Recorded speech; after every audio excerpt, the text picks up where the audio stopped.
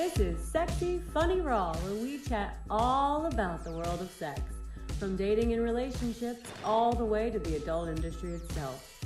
I'm Silvia Saige, and this is my Pornspective, answering all the questions you weren't even brave enough to ask Google. Get ready, because Sexy Funny Raw starts now.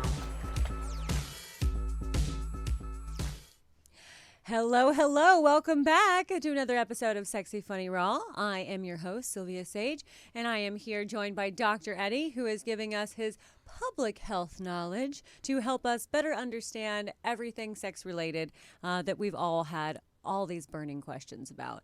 And an age-old question is getting answered right here, right now. The question, does pineapple really change the taste of your sperm? Tell the people, Dr. Eddie, they want to know. No. So So what I would say about that is that a healthy diet, all of these things have an impact on the vaginal flora, on semen, etc. But nothing should be changing the flavor of anything. Yeah. Right? So the vagina should smell and taste like a vagina. Semen should smell and taste like semen. Mm-hmm. Right? A little salty. And so how much is kind of psychosocial and how much people believe it might be? It could be a variety of like social variables at play in the moment. But from what I can understand, based on many conversations with urologists, gynecologists, and my friends, other physicians, the answer is no. Okay. Nothing really changes these specific things. There's no direct relationship. And if there is a change in maybe flavor or odor, then that might be a different issue. Then maybe you should go and see your doctor. It could potentially be an STI, right? Yeah. Or some sort of infection, a UTI.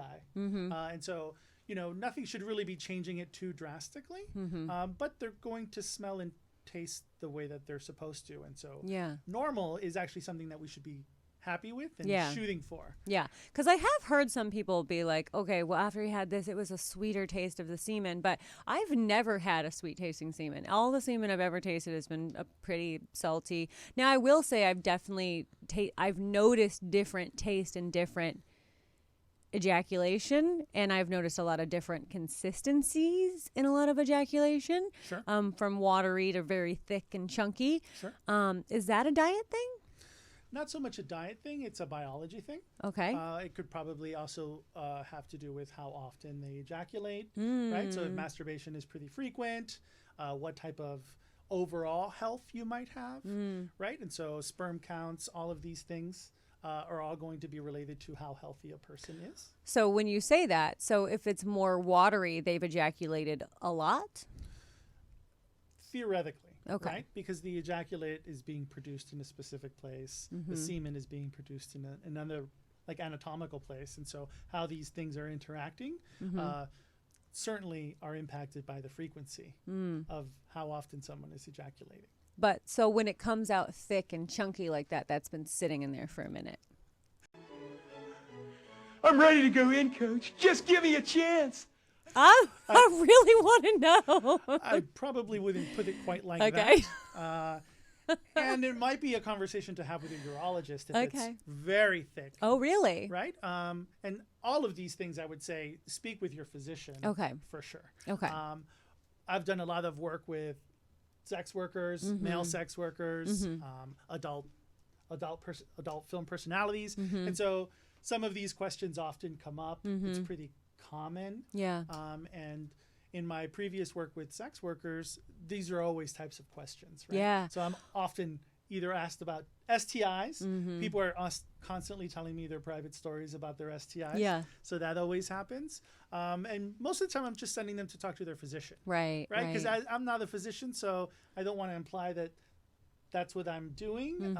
I'm certainly coming from a larger public health perspective. Right. I do feel like I get the question a lot from viewers of how the men in our scenes come so much and with such like veracity. So I think a lot of people are like, how do I, because I think there's two types of cum. I think that there are shooters, and some people will spray, and I've got to watch an eye or my hair, or some guys it just barely falls out of their penis, and it's just like a Sure. Yeah. What is the difference there? Is there any? Doesn't matter. It's just a person to person. It's a person to person. Is the strength of the muscles that's pushing it out. Oh, that's all. Okay. And so there are. Can they strengthen those muscles? There are some exercises potentially, like Kegels type. Men can do Kegels? Ish, kind of. Okay. How? Tell the people how they do. It's more complicated. It's a constricting of like the penis, as if you're trying to like get that last bit of urine out or get that last bit of, right? But how much that's going to make a difference after a lifetime? Probably not very much. Interesting. Right? So at this point, if you're a shooter or if you're a dripper? I call it dribbling. All right. Yeah. If you're a dribbler, the chances are that's not going to change, and nothing is really going to change it. But there is nothing wrong with either. They're just too different, right? There's a lot of different things. Yeah. And there's not a one size fits all like everything we're talking about today. Yeah. So every guy is going to be his own universe. Right. And now we've talked about obviously diet and how much diet and consistency really mattered to your overall body health. But a question I had was, because obviously we know anytime you eat asparagus, you have that urine, your urine just goes to a just completely different smell, and it's almost instant. You could have a piece of asparagus and pee 2 minutes later and your urine is already like deeply affected by it. Is this ever going to affect the taste for even a woman? Because I feel like I definitely know, I'm educated enough to know that my pee hole is not my vagina hole. So they're not two in the same, but they are in the same universe, like they live in the same little world. So are they not affected? I mean, how much they're being affected should be minimal. Okay. Right? And unless we're probably not talking about water sports, we're probably not talking about engaging in things with urine. So I just got so many more questions. Okay, go. Okay. So there's going to be some potential over mixture. And so, but your body will naturally expel all of that. So how long between events per se, all of those things could potentially play a variable, but the vagina itself, which is all of the inside components, right? Not the vulva, which are the outside components, has an excellent like self-cleaning mechanism, and you don't really want to mess with that. And it's going to get rid of all the things that it needs to get rid of. And so urine could potentially, and it certainly does change the smell of it, but it's temporary. It's usually not as quick as kind of we're implying, but it certainly does happen. And so that strength of the smell, it goes away. It's just kind of part of right. Different dietary things will change the consistency of bowel movements, will change the odors of the urine. So all of these things are things that we're ingesting, that our body's kind of taking apart all the nutrients and getting rid of all the excess. And that's kind of what's happening. Now, you mentioned something in that conversation that I cannot gloss over, and that was water sports. Because if you're not familiar, water sports are pee play. So it's drinking urine, or even when women are, squirting, it's a urine base that is basically coming out, and a lot of people will put that into their mouths. Is that a dangerous aspect? Is pee play, can that be dangerous for people? Is it going to cause infections? Because we know for the most part urine is sterile, correct? So what I would say to that is it's going to depend.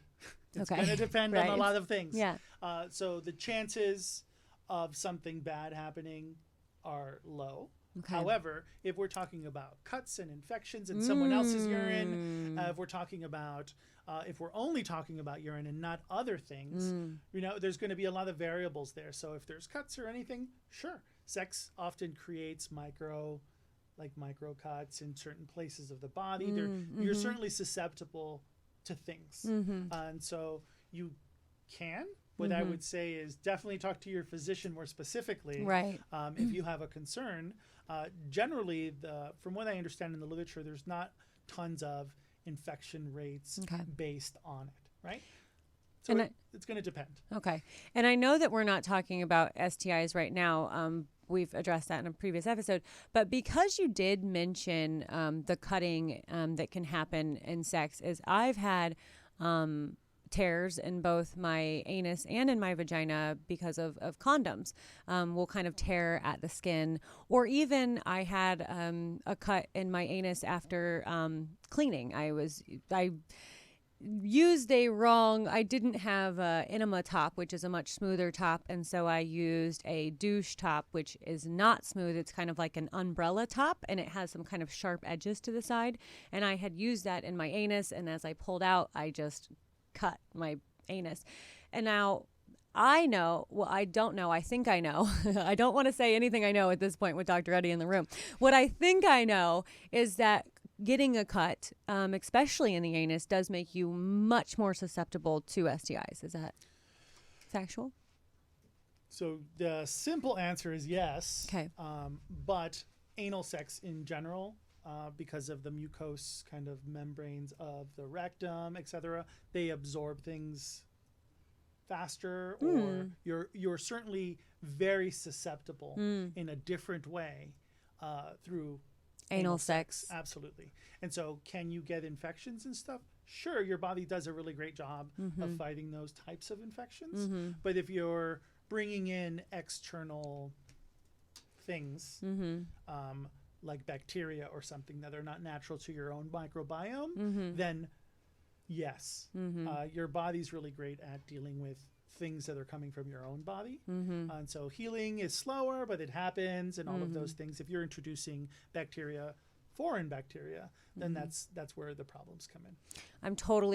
I'm diving so off the rails right now. But because we're in the anus and we're talking about this scratching and how it can cause that, it does happen. I know it's not a regular occurrence and it's more of a joke thing for a lot of people, but the putting not a hamster. What am I thinking? What are the animals that people put in their butts? Do you know what I'm talking about?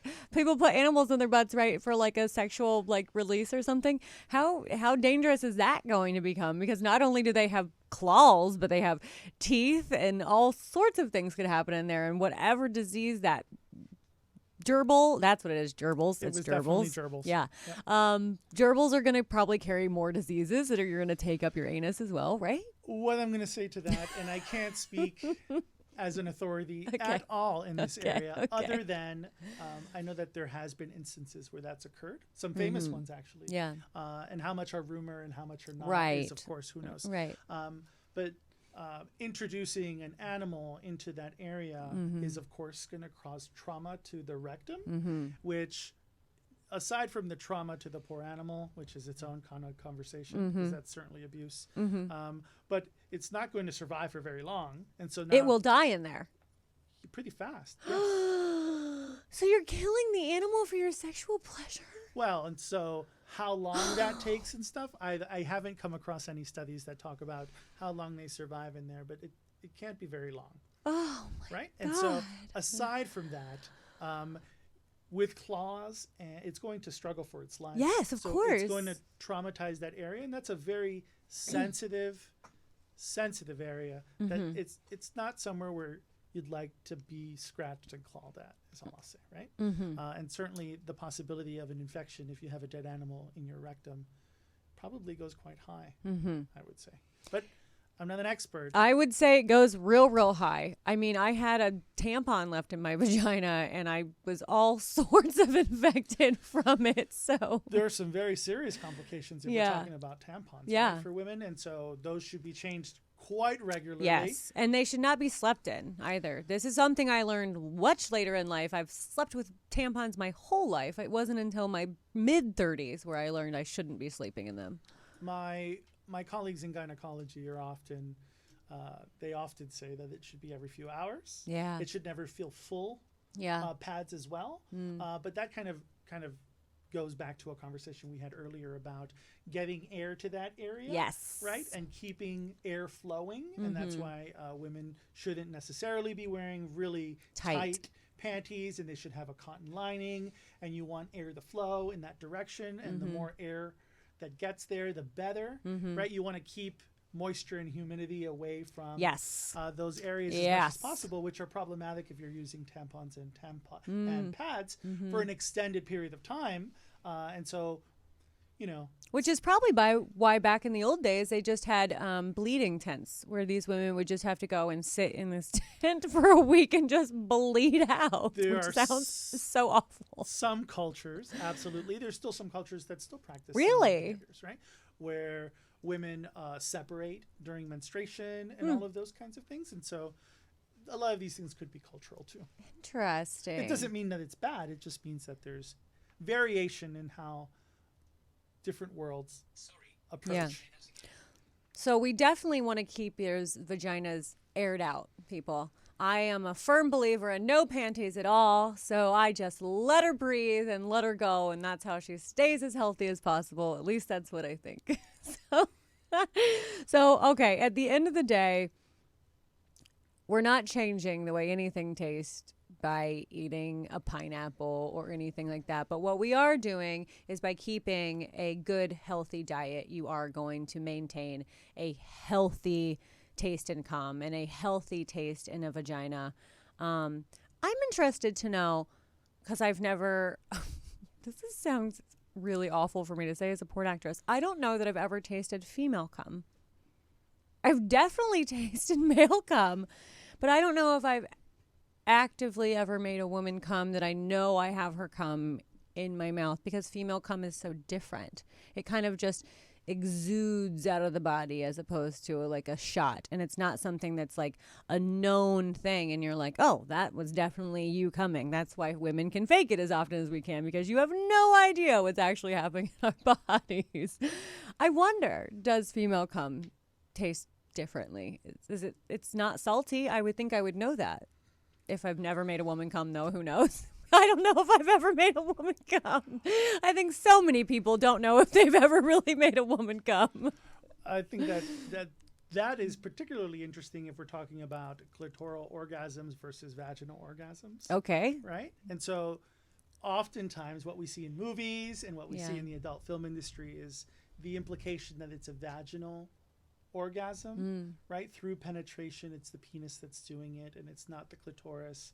And so while I can't speak from the gynecological expertise of some of my colleagues for sure, I know that there is a significant difference in the two, and one isn't necessarily the same as the other, and they don't have to occur at the same time.